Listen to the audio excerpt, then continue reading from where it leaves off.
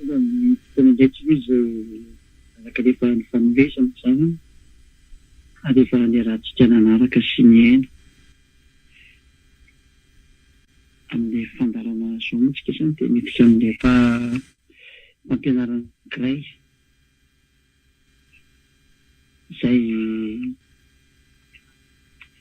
ilazana mihitsy ny mpitondra fivavahana izay manakana ny olona tsy haino. Toy izany nareo manakana tsy miaino, nametraka zany nareo fa ratsy ty fampianarana ity, tsy izy ty fampianarana ity. Vaovao kely aloha le marina ny aminareo hitako anazy, ahitany rehetrarehetra anazy, ahitany zao tontolo zao anazy. Fa ratsy zany dia mipetraka ao anatin'ny kilasiny ratsy saina nareo ary mamono olona, mpandefa olona ny anela, mpanipy olona ny anela. Satria fofokety mihitsy ny matsizy ny ataonareo, maratsy ny ataonareo. Ka dao tsika zany roso amin'izay irana amin'izay teny izay. Inona aloha zany ilay voalaza amin'ilay jaonina voalohany, toko faharoa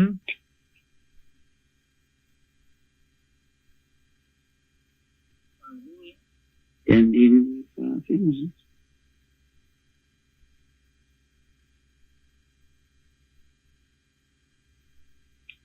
Jaonina voalohany toko faharoa dia andiny fahafeno mba tsy efa tsy kely izy eo. Fahafeno ny izy fasikely reo.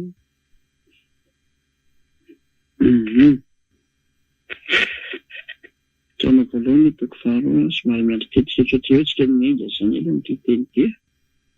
Jaonina voalohany toko faharoa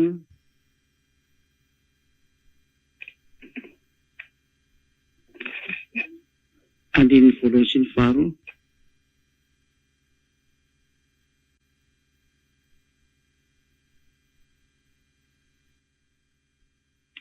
Taona vakiko ilay izy satria mialokaloka ato anatin'ity teny ity daholo nareo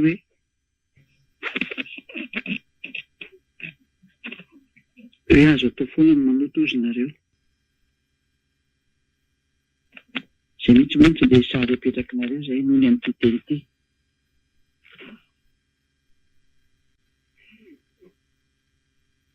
Hoe mbola afaka manota foana satria ny voalaza ato jaonina voalohany toko faharoa andiny voalohany dia hoe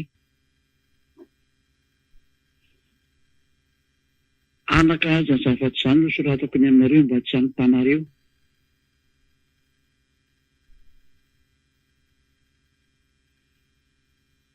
Ary raha misy manota dia manana solo vava omiray isika dia iahoso alay marina. Izy no avitra ny amin'ny fahotantsika.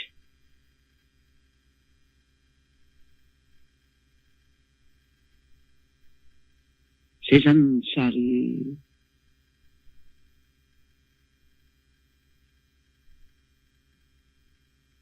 miveron'indro ilay feondrasy kely tsy efa kely hoe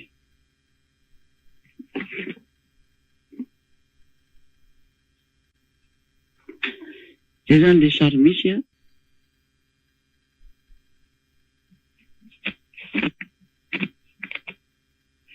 Ilazanareo fa hoe mahazo manota fa manana mpanavitra tsika, misolo vava tsika, misolo vava, avitra, manavitra ny mpanota zany. Teny izay ve efa teny voalohany tena evo zany miteny zany. Fa dia mahitsy be mihitsy satria vakeo vita aloha ny andiny voalohany. Anaka izany zavatra izany no soratako ny aminareo mba tsy hanotanareo. Eto zany ny teny vo miainga mihitsy dia efa mametraka mihitsy hoe tsy mahazo manota mihitsy nareo. Izany hoe olona efa tsy mahazo manota ity mifampiresaka eto ity. Ary le teny dia alefa any amin'ilay tsy mety manota intsony. Mazava be io teny io hoe raha hiditra n'ity teny ity zany ianao dia efa mametraka avy hatrany zany, misy barazy mipetraka hoe soratako aminareo ty teniko ity ary milaza anareo mba tsy hanotonareo. Izany hoe reto olona andefasana n'ity teny ity zany dia efa ao amin'ny tontolo reto tsy mahay manota ireto tsony. Reto amin'ity planeta Terra ty zany dia miaraka amin'ny Eliary ihany. Satria miaraka amin'ny Eliary ihany ato amin'ny Yahoshua no misy an'izany hoe tsy mahay manota intsony zany eto amin'ity planeta Terra ty. Aty zatra tsy azo angalarina zany. Satria ilay tena miaro anareo tsy afaka aminao raty dia tsy zafa ny fanay masina izay ny amin'ny lanitra lanitra mihitsy. Io ny miaro an'ilay tsy fahafahana mandeha manao manota zany mihitsy zany. Mazava zany fa ity resaniko ity dia reo olona efa tsy mahay manota intsony ary tena mifanaraka tsara amin'ny tenin'ilay Andriamanitra Abrahama mihitsy io. Satria andao raha vakitsika mihitsy hoe tena efa tontolon'olona efa tsy mahay manota intsony ty resaniko ity. Hoe raha sendra latsaka amin'ny fahotanareo dia manana solovava. Dia olona efa tsy mahay manota intsony zany resahana zany. Ireo no manana solovava fa tsy nareo mpanota ny ivilan'ny fanjakana ao amin'ny anaradian'i Jesosy Allah reny. Tsy misy fanahy masina zany aminareo any. Aiza misy fanahy masina mipetraka any amin'ny mpiteny ratsy mpigagatoka sy ny mpanao vetaveta sy ny mpijangajanga sy ny mpangalatra sy ny voafony dia tsy manan-tsaina fa tsy nanao ratsy foana. Aiza misy fanahy masina mipetraka aminareo zany. Ary ny vavanareo iny ary miteny fa tsy maintsy manota nareo. Ka ny tsy maintsy manota zany, inona ny voalazan'ny soratra masina mikasika ny aminareo? Ka izay mialokaloka amin'ity teny ity satria iteny ity dia mametaka mihitsy hoe izao zavatra izao no soratako ny aminareo mba tsy hanontanareo. Ny fitsipika mihitsy zany dia mametraka raha hoe vakitika tsara zao anaty eo amin'ny ekranareo. Anaka zany zavatra zany no soratako ny aminareo mba tsy hanontanareo. Zany hoe efa ao amin'ny tontolo le tsy manota zany ty resahana ity. Zany hoe ny karazan'olona efa ato amin'ny Yahoshua miaraka amin'ny Elia efa ilay tsy mahay manota intsony ty miresaka ty dia izay io resahana io. Ianao mifanaraka tsara ko ny tepiko teo amin'ny rikatra ny bokin'ny Isaia, ny vakitsika ny bokin'ny Isaia toko 7:50.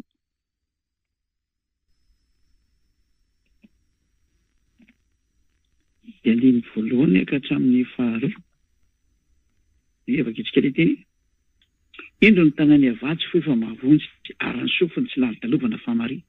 Eto izany dia mazava ho azy fa Andriamanitra Abrahama io dia tsy fohy ny tanany fa mahavonjy ary tsy hoe ny tsy sofiny izy ka tsy mari fa tena maheno tsara mihitsy. Dia ainsi de suite ozy ny vazaha. Fa ny heloka roa ny hevitra mampisaraka anareo n'Andriamanitra nareo ary ny fahotanareo mampiafina ny tavany aminareo ka dia tsy mihaino izy. Mazava be mihitsy izany le teny eto fa tena Andriamanitra Abrahama io mihitsy ny heloka ary ny fahotana tena mampiafina ny tavany aminareo. Ka ahoana moa izany ianareo no miteny hoe Andriamanitra mihaino ny mpanota? Hitantsika amin'izay hoe io Andriamanitra Abrahama io dia tena tsy mety mihaino an'izany mpanota zany mihitsy. Nanao iny ianao nanao iny. Efa tany amin'ny andro ny mpaminany taloha zany teny izany no nivoaka. Namafisina tao amin'ny andron'ny Yahoshua, namafisina tao amin'ny andron'ny apôstôly. Ka ahoana moa hoe nisy zavatra nivatampoka fotsiny teo aminareo? Tsy reo nge ny atidohan-demonjy izay ananareo olombelona mihitsy ny tsy nirainareo daholo ilay teny efa mipetraka tany aloha tany fa samborinareo ny teny ety amin'ny fariny ety. Noho ny amin'ity teny ity dia afaka manota indraytsika ny tena marina. Tena ry-adala sy votra saina. Da tena marina piko hoe rivendrina sy kentrina. Tena tsy izy mihitsy n'ity sary ataonareo ity. Fifiry ny boky any amin'ny Salamo any no teny hoe Andriamanitra lavitry ny mpanao ratsy fa izay manao sitrapony ihany mahafinaritra na sekiny. Satria moa tsy dia jery an'izay fa be dia be zany fa io dia efa ampy io. Hoe Andriamanitra tsy mety mihaino an'izany mpanota zany mihitsy. Ndao raha vakitsika ny tenin'ilay zanaky ny avo indrindra indray tany dia azakazaka makanisika ilay hoe hotrerevantsika hoe tena mitombona ve fa tena io teny ny dada hiavata amin'ny mpaminany io. Izay be dia be moa ilay teny. Dia notsindrin'ilay zanaky ny avo indrindra ilay zanany zany rehefa tonga izy. Tena marina be nitsindriny tsara mihitsy zany. Na ny olona aza nahafantarana izany mihitsy ny hoe Andriamanitra tsy mihaino ny mpanota. Jaona toko 7 andin'ny fahafilangamana izy andin'ny fahenina amby telopolo any angamana izy John 9:31 sa 36 tao sekely izy de velapedy tsy vao tsy taditsony zay John 9:31 John 9:31 fantatsika fa Andriamanitra dia tsy mihaino ny mpanotra. Raha itony teny itony zany dia manindry mafy mihitsy fa tsy mety mihaino ny mpanota zany io Andriamanitra Abrahama io. John 9:31 ka fa efa namanahoana zany nafahanareo mpanota reto miaro fahotana reto misintona n'le teny eo amin'ny John voalohany 2:1 hoe fa raha misy manota dia manana solovava tsika. Tena de volosaina be izany sary zany. Fa tsy hitanao nga tony barazatra ty aloha be aty tony tsy mihaino mpanota Andriamanitra tsy mihaino mpanota. Fiza zany no laza rehefa mihaino mpanota io Andriamanitra io dia anareo le mpanota hatramin'izay. Iza zany nampianatra anareo zany tsy ny devolonay ve? Zay na tonga nanteny an'le hoe vakitsika aloha le andiny voalohany. Le Jaona voalohany toko faharoa andiny voalohany fa zao ny teny voalohany teo hoe manoratra aminareo aho mba tsy hanotanareo. Baraza avy hatrany zany hoe tsy natokana ho an'ny mpanota lay mpanaradian'i Jesosy zany teny zany sy mpanaradian'ny Alasy ry Boda sy ry Brama sy maro samihafa. Tsy natokana ho anareo zay mpanota tsy afaka amin'ny fahotana le teny fa natokana ho an'ny olona efa tsy mpanota intsony. Tahaka ny Elia, tahaka ny mpanaradian'ny Elia, tahaka ny Zeo amin'ny Yehosoa sy ny mpanaradian'ny Yehosoa. Reo no tsy manota intsony ary reo olona miaraka amin'ny Yehosoa zay taritin'ny Elia reo, ireo no mahazo an'ity teny ity.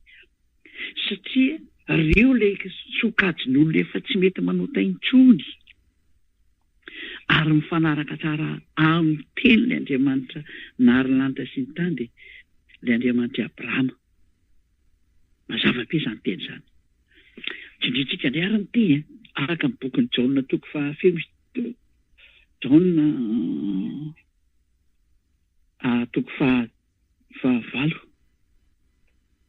Jaona toko fahavalo dia andin'ny fahafolo ka hatramin'ny 2:12 azy.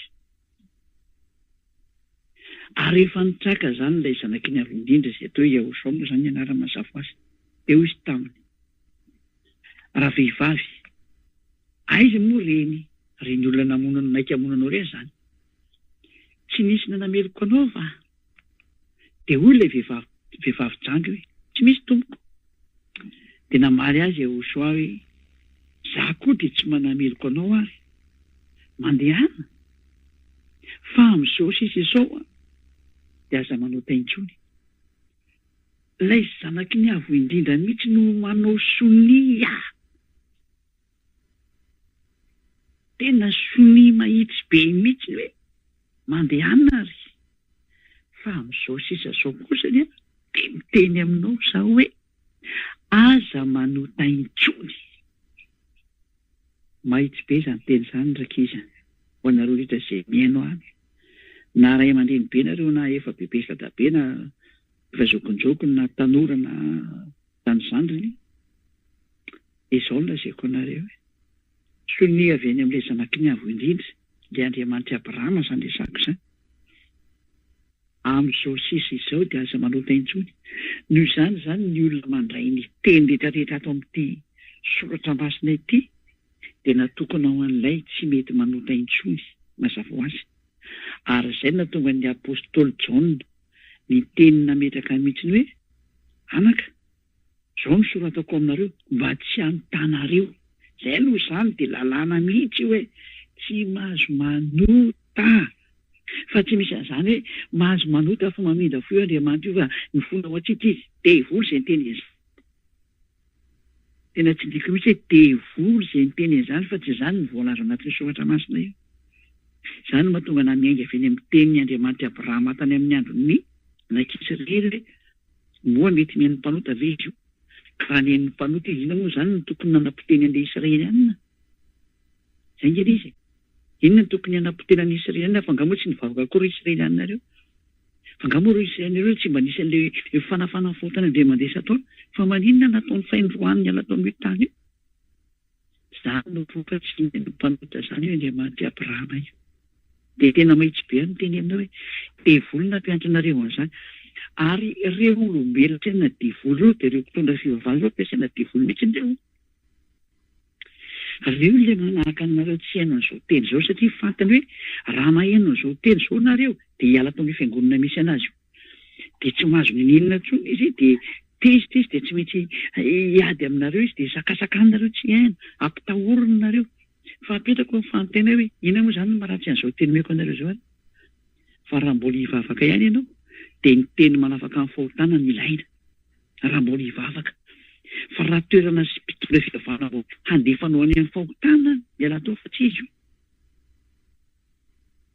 ary za tena mitenyreo mihitsy fa tena rehefa tafaraka amiko nareo satria za miaraka amin'ny Yehosoa dia hitondranareo any amin'ny Yehosoa satria izany raha dia tena tsy manao tena intsony nareo rehefa tafaraka amiko rehefa tena ninonareo ilay naliraka anahy dia Yehosoa zay Tandritra rehefa tsika ny teny manaraka fa dia efa miraraka be ny teny hoe tena hoe za tsy manameloko anao fa amin'izao sisa zao aza manota intsony ka iza zany misy teny ito hoe manaiky mpanota io zanaky ny avondrindra io mba meo kely anah hoe mba meo kely anah hoe ary teizy ijona no teny taminareo fa makasitraka fahotany io jona io ka hoe mahazo manota nareo fa misy olo vavy io zanaky ny avondrindra io fa raha ijona nanao an'izany dia efa any amin'ny elo iny dia anankiray any amin'ny elo iny ohatran'izao satria manohitra ny teny marina fa izay no tonga nanteny hoe jereo ny teny Jona fa nametraka izy hoe manoratra aminareo aho mba tsy hantanareo ampidiro amin'ny sofina izany ry mpitondra fivavahana sy ilay mpanaratsy ampidiro amin'ny sofinareo izay teny izay na navakio tsara Jona voalohany toko faharoa andiny voalohany ilay nidradradraranareo ihany dia mazava be ny soratra hoe milaza aminareo aho mba tsy hantanareo mihitsy mazava zany fa mitodika any amin'ilay tsy mahay manota intsony ireo teny ireo fa tsy any aminareo izay mpanota lavandava tsy mijanona manota fa aza mandainga sy tena mamosavy olona fotsiny izao tena tsy matahotra ny avo indrindra hitantsika ny toyny matoa mandeha zao fanazavana be zao dia misy dikany daholo io zany efa nyteny fa misy dikany daholo io teny io raha tsy narehefa andeha ho azy fotsiny ty teny tika tsisy konsekensy aminareo rehefa kelikely toery foana dia ho hitantsika ny toyny ry mopera sy pastera sy ry mpitondra fivavahana nahatrany amin'ny miaraka amin'ny alasy ry bodasy rehetrarehetra ahodikodiny foana ny teny marina fa hitanareo ny toyny rehefa kelikely tsy ho ela intsony eny tsy ho ela intsony eny zay dao dia tika indray ny teny manaraka indray raha vakitsika indray ny tenin'Andriamanitra rika hatramin'ny bokin'ny Jona ihany Jona toko 5 andininy 7:10 ny 7:10 nge vakitsika ny teny Jona 5:14-15 teny nakaiky mbola tindrin'ilay zanaky ny avo indrindra indray ity Yehosoa moa ilay tena anarany fa tsy ho Jesosy anareo sady io misy ny mpandefanareo any amin'ny elo sakasaka nareo dia foana izy arak'ilay teninareo aza kitikiteny enay iza koa ny kitikitika any anareo fa zay fotsiny miteny amin'ilay olona hoe rehefa tsy teo any amin'ny elo dia aza mihaino an'io zay fotsiny fa io ny profil meko anareo io ny toko sendininy petraka amin'ny écran tsy miala mihitsy io vakio amin'ny écran nareo io vakio dia jereo io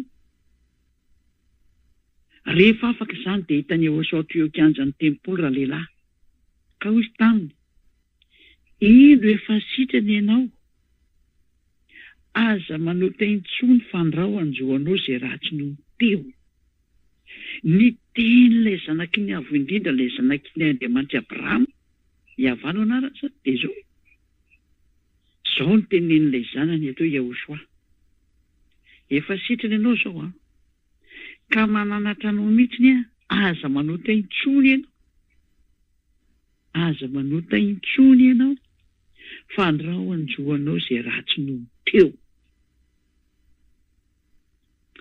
io mazava be ny soratra ary io ny toko sendiny io pito io dia io ny soratra ho an'izay mijery tele aza moa fa nafatrafatranareo hoe da najery foana ny internet vatrany internet mahita daholo nareo ho an'izay mba tia hijery sary dia efa ao anatin'ny internet eo arao ny RTV Yehoshua dia efa tapenao zany dia tandeha mivoaka amin'ny internet automatique io any amin'ny Google tena matanjaka be mihitsy ny Google miditra amin'ny site Google ianao dia any ianao mijery amin'ny internet hoe Yehoshua fotsiny tapenao dia mivoaka avy hatrany ny RTV Yehoshua dia miditra ao ianao dia clique eo le Yehoshua dia hatrany dia mahita direct ianao matanjaka be mihitsy ny site sy ny connexion tsy misy problème mihitsy afaka mijery tsara direct mihitsy ianao dia vitaniko mihitsy hoe mazotoa amin'izay mijery site ilaina zany ilaina zany ka eto ny tiny dia hoe ino efa sitrany ianao aza manota intsony fandrao anjoanao zay ratsy noho teo na metaka mazava mihitsy zany soratra masina fa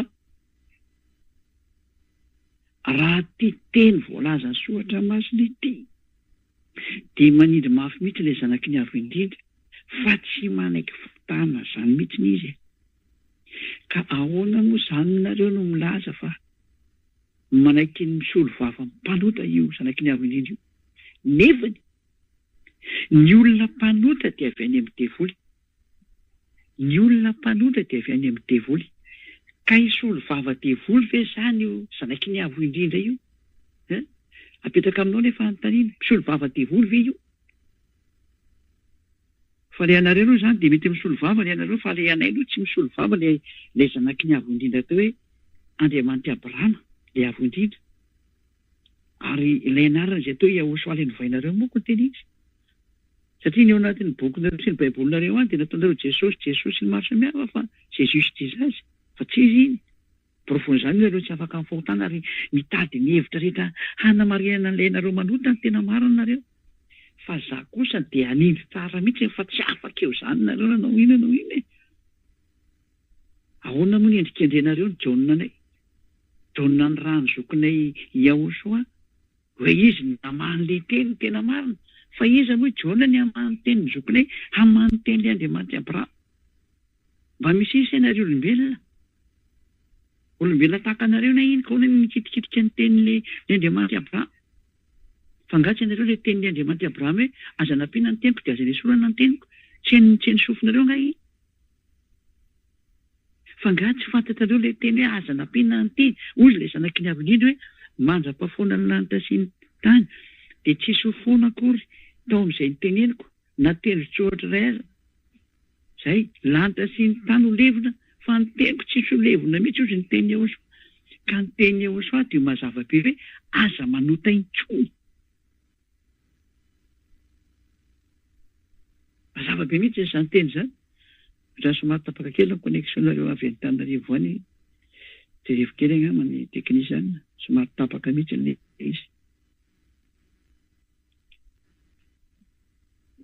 sy ireo hiandry kely an'io miverina aloha mandrapiverina tiako andreo zay fa ny verina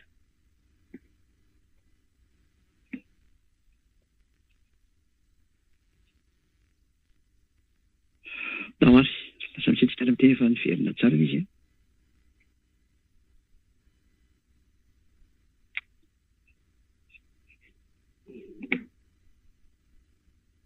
lasa misy ireo taralavitra be le izy fa tsy manina aloha fa mandeha foana le izy zany aza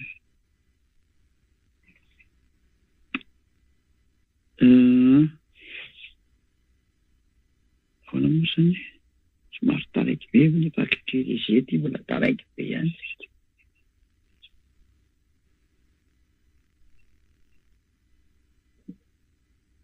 aloha actualisé kely anaty efa eo ny efa mety izy fa lasa tsy mety ndraiky tsy azoko inanina lasa sodaiza le problème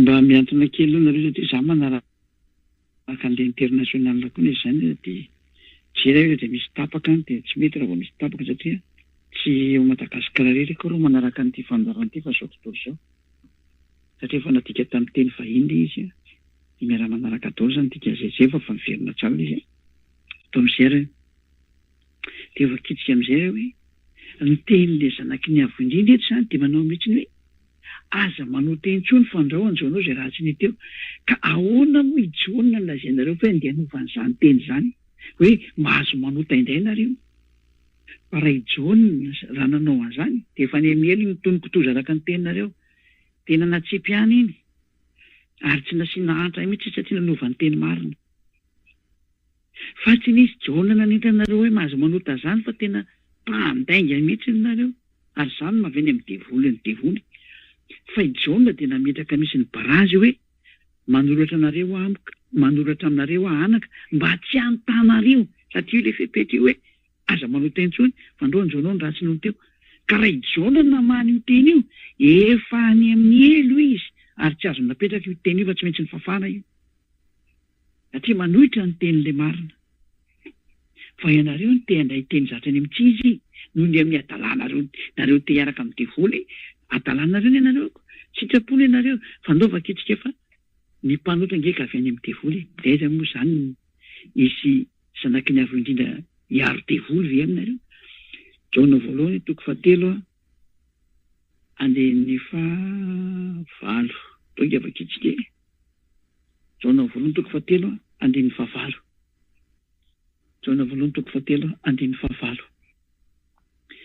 izay manota dia avy amin'ny devoly satria ny devoly no manota hatramin'ny voalohany ary izao no nisehony zanak'Andriamanitra dia ny andrava ny asana devoly ka asana devoly izany mampanota olona izany sy olona maniraka olona anota dia fampiasaina devoly asana devoly izay dia ny nataon'io zanak'Andriamanitra io dia ny andrava devoly handrava an'ireto mpampanota olona reto handrava ny mpanota rehetrarehetra mipetraka ny fantaina zavatra ho ravainy very olona dia izy indray ve ny andeha hisolo vavana azy ary lazainy fa ny mpanota dia avy any amin'ny devoly dia izy ve ny andeha hisolo vava devoly aminao tena menanao mihitsy nyzany teny izany mety misolo vava devoly fa io zanaky ny avo indrindra eo aminao mpantaina napetraka aminao izany nanao mikoviana ny zanaky ny avo indrindra ny hisolo vava devoly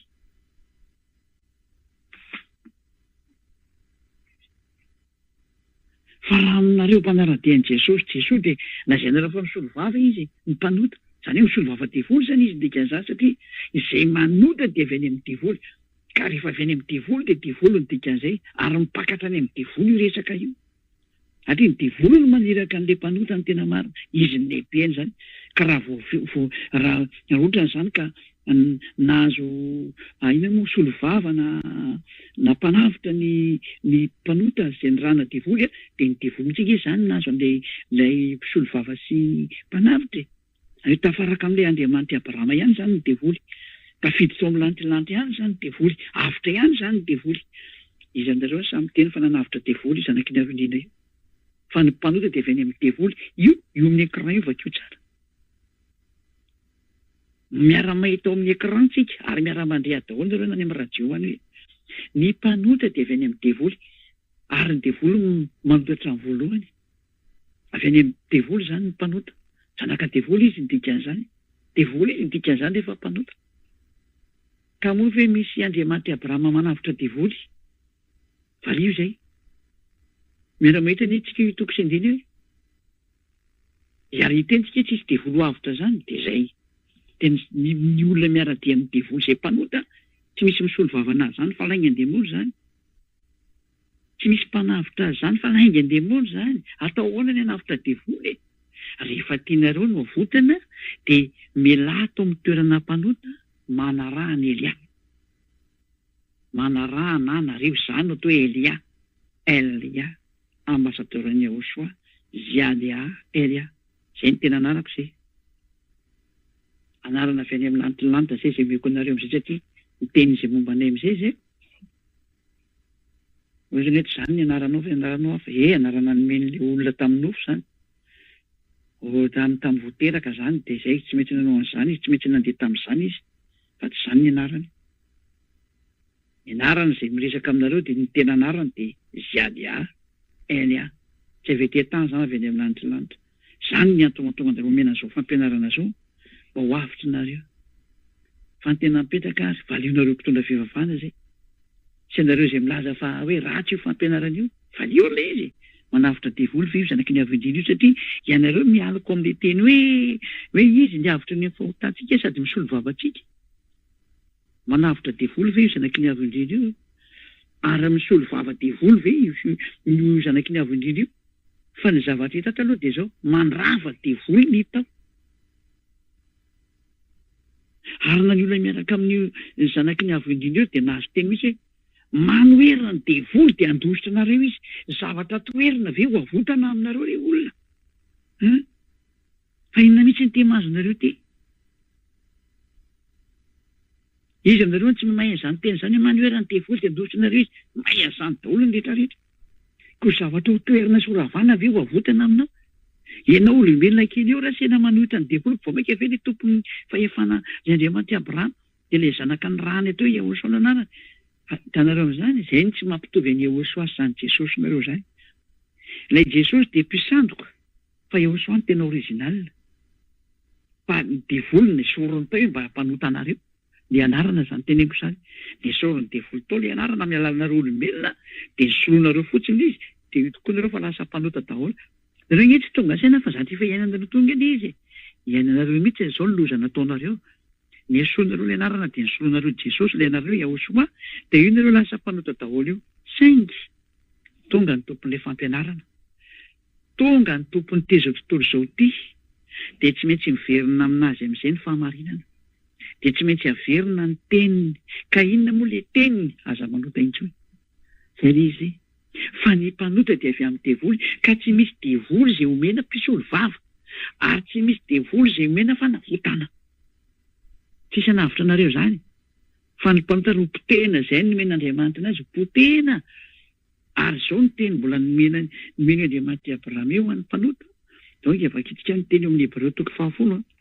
Hébreu toko 10 dia afaka mametraka fantenazon-tsaina rehetrarehetra izany Hébreu toko 20 sy ny 17. Hébreu 10 26-27. Hébreu 10 26-27. Dia izany ny toerana ho an'ny olona mpanota ohatranareo io. Hoe manota dia mibebaka rehefa sabotsy lady. Manota dia mibebaka zoma sabotsy lady. Manota dia mibebaka zoma sabotsy lady. Io ataonareo io izao ny voalaza ato. Fa raha miny manota isika rehefa nahazo ny fahalalana tsara ny marina dia tsy misy fanatitra noho ny ota intsony fa fiandrasana matahotra amin'ny fitsarana ary fatezerana mirehitra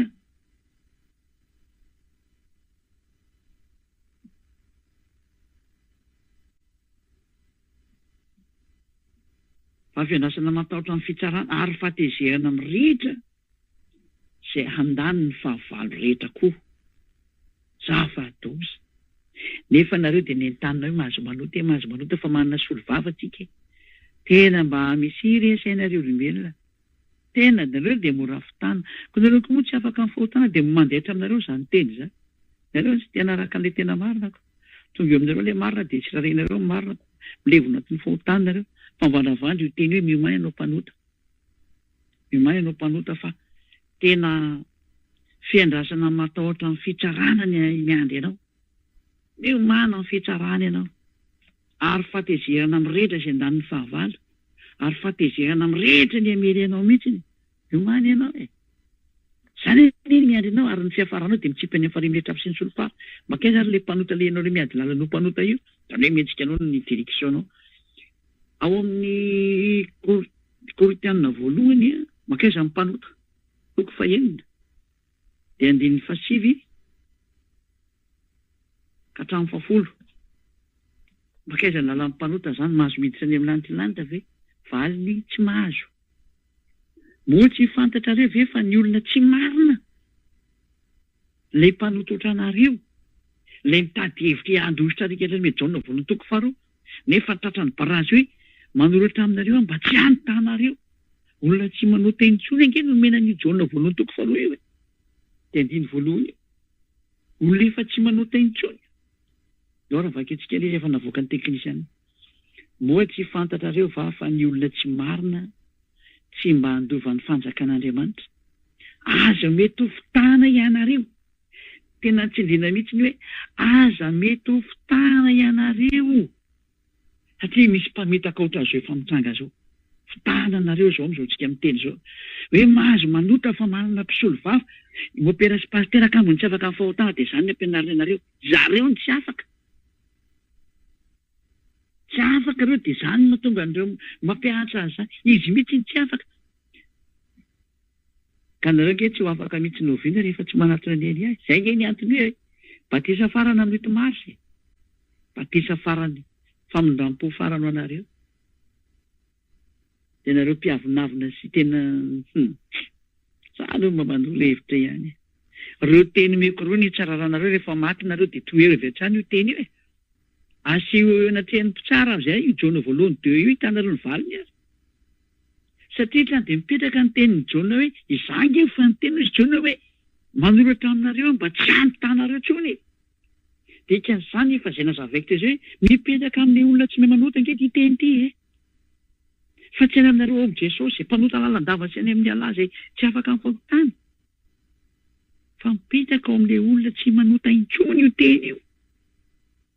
Fa mieritrereta areo. Ary aza mety fitahana mihitsy. Fa tsy manana fitoerany amin'ny lantilanitra ny mpanota izay ny voalaza ato. Ny olona tsy marina tsy mahazo mandova ny fanjakan'Andriamanitra dia ny mpanota ny dikan'izany. Dia ao efa mino moa izany ny fanazavana reto avy dia mpijangajanga ny mpanompo sampy. Exemple tony ny mpakavatin'olona, ny sodomita, ny mpangalatra, ny pierina, ny mpimamo, ny mpanaratsy, ny mpanao ankiriny dia tsy mba handova ny fanjakan'Andriamanitra mihitsy izany. Izay ilay mpanao ratsy tsy mahazo makany amin'ny lantilanitra izany ianao. Toizantsika indray ny teny arany. Inona ny toy n'izany teny izany? Toy n'izany teny izany mbola metsika indray erikatra amin'ny Apokalipsy. Apokalipsy 1:20. Andininy 9. Makaiza ny olona mpanao ratsy. Makaiza ny olona mpanao ratsy. Apokalipsy 21:8. Zao. Fa ny osa sy ny tsy mino. Apokalipsy 21:8. Fa ny osa sy ny tsy mino, ny vetaveta sy ny mpamono olona, ny mpijangajanga sy ny mpanody ratsy sy ny mpanompo sampy, ary ny mpandainga rehetra. Raha mopera sy pastera moa izany sy nindrindra dia efa mpandainga mihitsy ny tany dia mamoron-dainga fotsiny teo. Hoe mahazo manota hono fa manana solovava. Tena miteny ratsy ny apôstôly mihitsy ary tena manipy ny apôstôly eny amin'ny hero zareo ireo. Izany tena hoe tena tsy izy mihitsy e. Ny apôstôly izany endrikendreny hoe mahazo manota nefa ny teny rehetra entsika hatramin'izay tsy mahazo manota. Eny fa na ny apôstôly Jona dia nametraka ny teny mihitsy tsindriko foana izay verimeriko hoe manoratra aminareo anaka mba tsy anotanareo, ny mba tsy anotanareo. Mazava izany fa ny olona andefasana an'ilay teny dia ny olona tsy manota intsony ny sujet amin'izany. Fa tsy teny izy hoe manoratra aminareo ary anaka mba anotanareo. Fa manana mpisolo vavy nareo raha manota. Zareo mba mieritrereta mihitsy renareo olombelona reo. Tena mahakasika an'ilay mpamorona nareo. Dahoary. Dia any ny anjara ny any anatin'ny faharimy rehetra avy sy ny solofara. Any nge ny fiafaran'ilay olona mpanao ratsy e. Izany ny fahafatesana faharoa. Ny olona mpanao ratsy dia alana ny anjara ny faharimy rehetra avy sy ny solofara. Dia ny olona ratsy tsy mino, ny olona tsy manaraka ny fahamarinana. Ianao zao ilay tsy manaraka ny fahamarinana io. Efa tenenina fa aza manota intsony izy. Dia ianao teneniny olona any hoe io rangahy ahoana ny teny Jona re miteny izy. I Jona rery venona manakira dia raha ataontsika marina ny eritreritrinao. Dia ny Andriamanitra Abrahama miteny fa tsy mahazo manao an'izany. Ilay zanany ny teny fa tsy mahazo manao an'izany. Iza zany ny tokony hinoanao teny? Apetrako aminao ny fanontaniana. Iza ny tokony hinoanao teny? Andriamanitra Abrahama Yahva. Dia ilay zanaky ny Andriamanitra Abrahama Yehoshua. Sa i Jona ny tokony hinoanao teny? Fiza ny tompon'ny fanamasina raha tsy Yahva dada malalana sy Yehoshua. Fangana azy fanamasina Jona raha sy tamy alalan'ireo. Dia any an'orizinala avy miteny tsy mahazo manota dia ilay mpianatra kely io miteny mahazo manota ary ataontsika marina ny teninao. Fa ianao ve tena adala sy vendrina sy kentrana mihitsy le? Mba mieritrereta rery olombelona. raha mba heno ihany raha tena tsy maintsy heno tsy aleo hoe mihaino le tenin'le Andriamanitra tsy haino ny tenin'ny olombelona satria ny teny manao hoe Andriamanitra ny atahora fa za olombelona ny atahorana. Le Andriamanitra amin'ny teny aza manao teny tsony na verimberina le teny iza ny haino an'izay teny nampianatra re. Tsy misy miraharaha izay teny nampianatra any raha vao nivona tamin'ny famarinana. Tena hatrany dia tsy mpahazo any ny teniny dia ny teniny dia rehefa ariho any tsy mitombony ny teny. Anefany na izany na tsy izany aza tsy marina izany sary izany. Fa na Jona aza ny tena ny teny mihitsy hoe manoratra aminareo mba tsy anotanareo mihitsy. Satria ny mpanota Apokalipsy 21-27 indray. Ndika vetsivetsy izay Apokalipsy 21-27. Apokalipsy 21-27. Aiza ny 27 zay. Ary tsy mba hiditra ao mihitsy izay tsy masina. Ary tsy mba hiditra ao mihitsy izay tsy masina na izay manao vetaveta na izay mandainga fa izay voasoratra amin'ny boky ny fiainana sy ny zanak'ondry any. Mandainga be ilay pastera sy mopera mampianatra anareo an'izany zava-doza mahatsiravina izany. Mandainga be tsy. Tena tsy matahotra an'Andriamanitra mihitsy. Le Andriamanitra tompon'ny famarinana ve miteny hoe aza manao teny tsony na le Andriamanitra Abrahama ilay ray dada Iavara miteny mihitsy hoe za manana tsofina miaina manontany mavonjy fa za tsy mihena anareo mpanota mihitsy.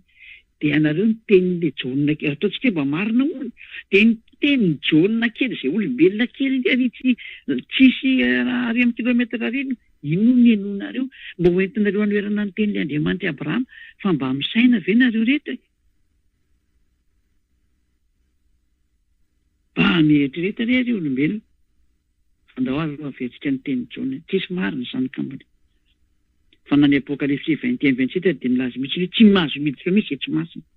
Na izay manao vetaveta na izay mandainga. Dia mpitondra fihavana mandainga tsy mahazo miditra amin'ny lanitry io. Ka rehefa tsy mahazo miditra ny lanitry io, arao rehefa tsy te hiditra amiko ianao dia arao ny nataony.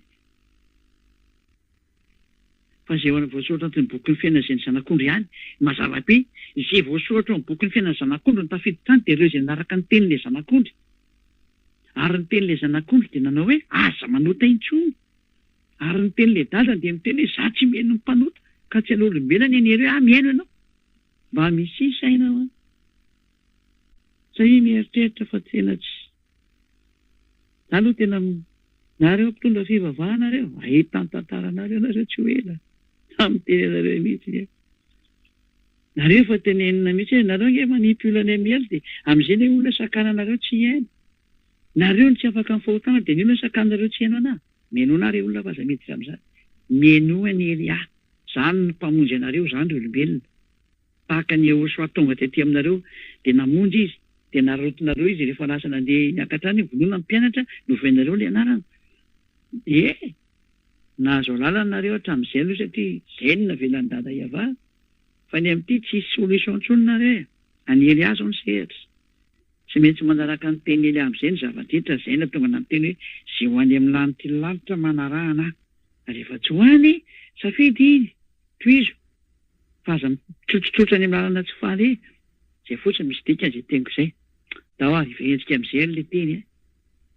Fa mazava bloqué daholo lalana makany amin'ny lanitra ny lanitra ho an'ny mpanota tsy hatafiditra an'izany nareo.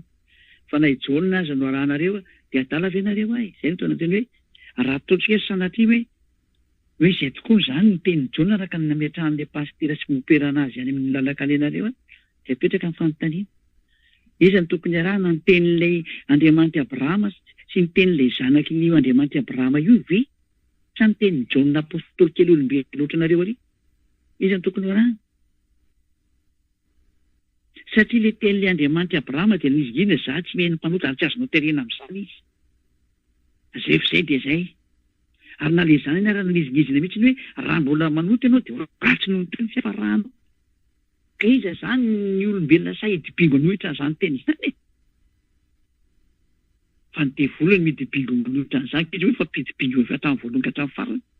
Ka rehefa naraka devoly ianao, anoana ianao sitrapondray iny. Izany teny manarana ilay famarinana. Ny famarinana dia ny tenin'ilay Andriamanitra Abrahama hoe aza manota intsony. Dao ary verentsika amin'izay ny tenin'ny Jona. Amaranantsika anazy Jona voalohany toko faharoa averentsika eo amin'ny écran amin'izay. Tsy mi mandinika amin'izay hoe misy miteny vehetra hoe mahazo manota ianao. Dao ary Oara, anaka, izany zavatra izany no soratako ny aminareo mba tsy anontanareo. Vao manomboka ilay teny dia efa baraziko. Miteny aminareo ary zanako ary manoratra aminareo aza manotentsonareo. Tena mifanaraka mihitsy izany ilay teny. Fa avy ilay devoly avy any, io teny io dia milaza fa mahazo manota isika. Vakio aloha ny teny napetraka Jaona voalohany, ary tsisy saina menakavy. Tena manaonao foana pakasika an'ilay Andriamanitra Abrahama fotsiny. Ary amin'izay mpanimpolany amin'ny elo mpamosavy mpametaka be fotsiny izao. Izaho manao hevitra nareo olombelona aza mety fitandro intsony. Fidio lalakalenareo, nizogozona izao ny Tananarivo teo. Vao ny alatany izay dia nizogozona ny Tananarivo, nisy ny maty. Benitra amin'ny anjera. Renge ilay fiandohan'ny etezera indray. Nareo zany miteny tsy misy inona moa, tsy misy volcan ao Madagasikara. Inona ny etsiketsika teo e. Ary ny telo ny sesengely izy, inona iny? Na indreo ny telo tsy dia dirako lalina nisa fa nanomboka efa nahenina rena. Azo mety ny zava-dozana teraka ny siklona tsy memora tsoa fa memafy raha vao miditra aminareo. Izany rehetra izany efa nyteneniko tanareo. Izany efa nyteny farany teo hoe andana mpamboary ny trano. Fa ratsy ny zahatra ho avy eo. Fa nampianatra anareo fa nyteneko. Fa samy mieritreritra ny endra mahitandroza. Meriny adala mandrosoka fo. Dao toy izantsika ny teny. Mba petraka kely ny Jaona voalohany, toko faharoa andiny voalohany. Petraka kely iny. Dao ato izantsika ny teny. Anaka, izany zavatra izany no soratako ny aminareo, mba tsy anontanareo. Ny fepetra mipetraka voalohany izany dia hoe manoratra aminareo mba tsy anontanareo. Na i Jaona koa raha nanizingizina mihitsy hoe aza manotentsonareo. Ka ireto tontolon'ny olona tsy mahay manoty ireto, raha ao ny misy olona senda latsaka tampoka amin'ny fahotana, dia ireo no manana solovavo, iny lazainy. Izany hoe ny olona ato amin'ny Ahosoa no manana solovava, fa tsy nareo mihitsy. Ny olona ato amin'ny Ahosoa no manana solovava, fa tsy nareo any ivelany any mihitsy. Tsy misy tany aminareo izany. Satria ny maninona? Ny antony dia izao, izy tsy mety manota intsony. Marina rehefa izy lazalazainy hoe raha misy manota dia manana solovava. Dia ilay efa nazavaiko anareo hoe ohatra, raisika ohatra ho hoe name fotoana olo ianao tamin'ny sivy io efa nimeko dia averiko foana. Noho ny amin'ny embouteillage anefany, tsy noho ny amin'ny sakatsakana teny an-dalana, tsy tonga ianao raha tsy tamin'ny 120. Exemple ty ny olona rehetra vao mijery ianao dia mitsara avy hatrany izany hoe nandainga ianao. Satria tsy nitazona fotoana. Eny tokoa marina izay fa nandainga ianao ary tena namitaka tokoa ianao. Fa Ahosoa kosa no mahafantatra fa tsy tao anatin'ny fanahiniana nanaovanao an'izay fa tratra ny zava-nisy teo amin'ity fiainana ity ianao ka tara noho ny amin'ny tsy faninianao. Dia automatika misolovava Ahosoa.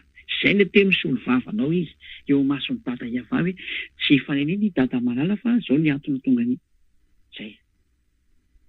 Fa tena hoe tsisy ratsy mantsy eo amin'ny Ahosoa. Ka ny olona tsy mety manao ratsy intsony no manana ny Ahosoa isolovava azy. Fa tsy nareo mpanao ratsy tsy mijany io kory ny anana mpisolovava. Ny atezeran'io Andriamanitra Abrahama aminareo ary ny eritreretinareo, izany ny eritreretin' ny anjoanareo. Hoe ny aza mba maty ianao fa miditra amin'ny fitsarana ny tena. Raha mba fantanareo ny tsikika ny fanao anatinareo fa ny azakazaka nanatonanareo mba vonjeo za ery amalala. Mahiteny malala anany no na dia nakaronaka anana ratsy anary ianao hatramin'izay. Tena mba mieritreritra ireny olona. Izay izany fa dia mifarana teo izany ny teny dia ilazana moa izany ny teknisianina mba andray an-tsoratra andray an'io fanazavana io fa tena fampianarana anankiray io dia mba alefanareo foana indray izany io ho solon'ny fampianarana. Manomboka Rampitso. Dia io ny fampianarana mandeha indray. Larina faha 120 izany io fampianarana io izany dia raha ny be sy ny maro indray manomboka Rampitso. Dia mirahara izao antsika rehetra samy teny soa ilazao daholo ny namana rehetrarehetra ho an'izay mbola te hihaino fampianarana mba hanaraka ny fampianarana satria tena maty ny fampianarana ataon'ireo mpitondra fivavahana ireo daholo ny olombelona. Tena maty an'ireo mihitsy. Ary tena maty an'ireo tsaratsara mihitsy tena tsy mitateraka any amin'ny elo ka fanavotany tia tsy izany tompony io zavatra atao io fa ny Andriamanitra Abrahama ny tompony io. Hitanareo fotsiny hoe izao fanafana fahotana goavambe zao izay ny sinina, izay zany ny famantarana fa izy io resaka fanafana fahotana io. Izy rery moa mahay sy maheno io. Zara tsy maheno io fa izy nge manao io fa zay iraka fotsiny. Nefa dia miraso antsika samy tena soa dia mazotoa mandeha amin'ny fahatsaràn'Andriamanitra dia ilay Andriamanitra Abrahama na hoe ilay mpamorona ozy ilay tsy tena Andriamanitra, ilay mpamorona ilay hoe ilay avo indrindra izay Iavano anarany dia miraso antsika samy tena soa. Dia vavaka isika ho famaranana ny tena. Voninahitra ho anao Dada Iavao. Voninahitra ho anao Iahosoa malala. Paratampon'ny tiako mihitsy nareo mianatra. Vonjeo Dada malalako. Iavao, izay rehetra olona mandeha an'izao teny izao. Ataovy mahafantatra ny amin'ny viko izy. Fa za tena avy any aminao, Dada Iavao. Ianao ilay Andriamanitra Abrahama, ary Andriamanitra Isaka sy Jakoba ihany koa ianao, mba hitondrana ny teny ao amin'ny Iahosoa tonga ny rehetrarehetra. Fa ankehitriny efa vitan'ny Iahosoa ny famonjena, ary efa naniraka nareo mianaka mba hitondrazako ny teninareo. Tena nampitaiko ny teny ary tsisy nafeniko mihitsy nakera, fa tena ny famonjena zao nomeko fantatry ny olona zao. Vonjeo ny olona Dada Iavao. Vonjeo rehefa nazy mikikika miantso anao Iahosoa, ataovy mandreny tenin'ny Elia izy. Tena efa manao ny haiko tsy ho zavatra ho anao, ary tena mahafoy ny haiko za ho anao Iahosoa, mba hamariko ny raha anao. Vonjeo ny olona mba hitodika ho any aminao amin'izay. Aoka ny fanahy masina avy any aminao, hiantso ny olona rehetrarehetra. Tena hiazakazaka daholo ny tsy ariary, ampiverina ny sain'ny olona rehetrarehetra. Hitodika ho any aminao Iahosoa, Dada Iavao. Atao fantatra izy rehetra amin'izay fa iza ilay ny raha anao, ilay nisoratanao anatin'ny boky ihany koa, dia izay efa nambarako teo rehetrarehetra teo rehetra. Atao fantany fa efa tonga ilay mpanompo ny fidinao, any amin'ny nosy voafidy izy, Madagasikara ilay nosy ny fidinao. Sokafa ny sainy mba hafantatra izy rehetra, efa tonga za ilay ny raha anao. Dada Iavao sy Iahosoa, amariny ny tenin'ny Elia rehetrarehetra, dia nomeko tany ty amin'io ity. Vonjeo ny olona efa tonga eto, hikarakara sy kolokolo azy, ho etiko any aminareo mianaka, Dada Iavao malalako sy Iahosoa malalako. Matoky afa tena efa eo anatinareo mianaka zany teny zany, ho atonareo miazakazaka anatona ny Elia amin'izay ny olona, satria nareo sisany mahavita miantso an'ireny, satria fa izay mihitsy ny fotoanany. Atao mahita ainginy izy rehetra Iahosoa, efa mandeha Elia mikika an'izao tontolo izao, ho fantatry izao tontolo izao efa fa mandeha ny fahazavana mba ho hitany. Dado, voninahitra no mandrakizay, Dada Iavao. Toera betsaka Dado, amin'ny anaran'i Iahosoa no okan'izany vavaka eto tany. Haleluia. Amen. Dia miraso antsika samy teny Iahosoa, mampiarahantsika manaraka andeha, dia no matao iara.